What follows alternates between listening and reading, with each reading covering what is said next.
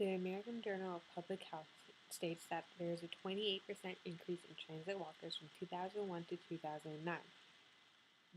I'll be talking today about taking public transportation or driving your own car.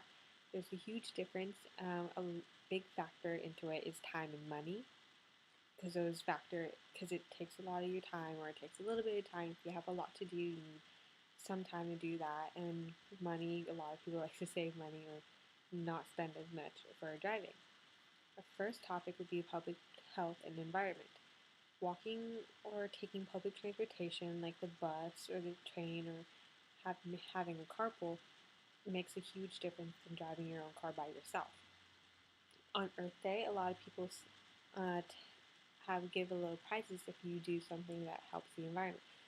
When I was in Hillsdale High School, there was a small prize. They gave a small prize to each student that went carpool or took the bus or walked or biked to school.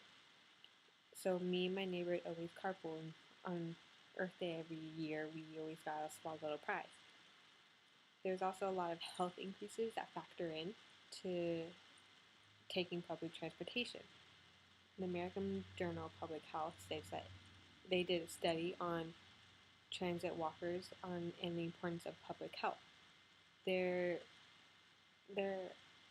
conclusion was transit walking contributes a lot, and it meets their physical activity recommendations that they get from doctors, because especially if you have diabetes or if you had a heart attack, you need to walk a lot. So walking to the bus or to the train station, if it's close by, helps decrease that high risk of getting another heart attack if you can, or worsening your diabetes. It's also less pollution to the sky, because a lot of pollution is very bad for the environment.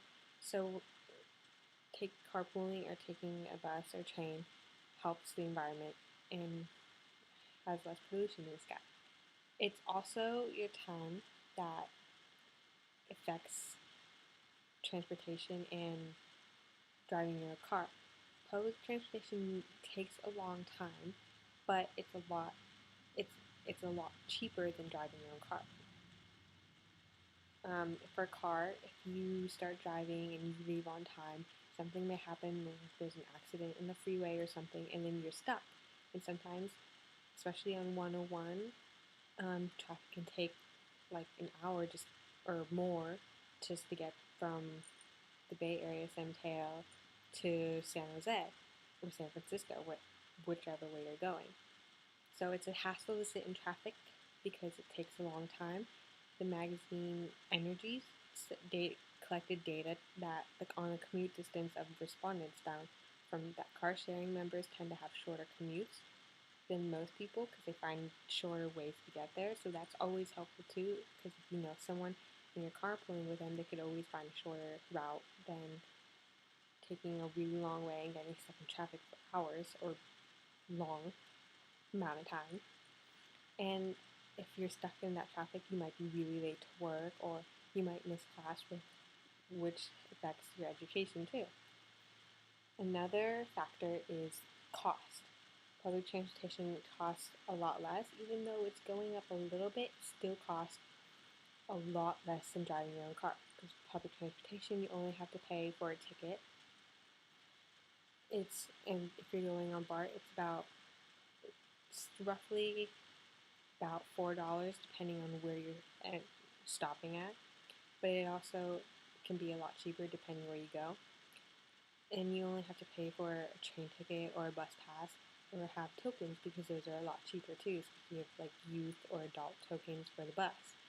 You could also use the Clipper card, which is used for BART or the Caltrain station. It has 2 different accounts on it, but you have a little system where you could just scan it, and they scan it on where you start, and then they scan it where you end up, and they just take the money out from there. But it's usually not a lot of money. It's about maybe like $3 or $2. So you could just use one card for 3 different systems. You can also use it for the muni bus. And so their monthly savings would be a lot higher than if you drive your own car.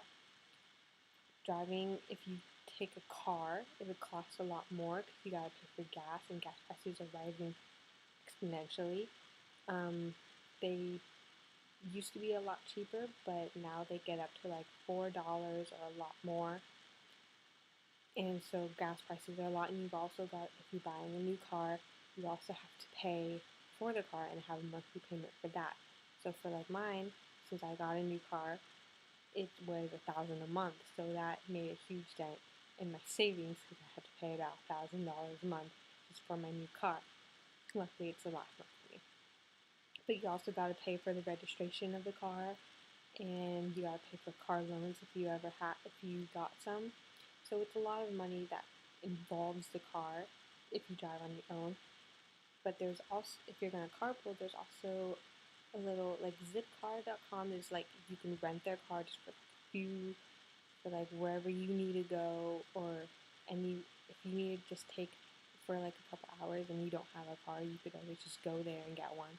You can go to Enterprise or Hertz rental cars, those always work too. So in conclusion, the public health and environment and time and cost factor in a lot for public transportation and driving your own car. Public transportation is a lot better because you will save a lot of money and some time and it'll be a lot safer for the environment. Thank you.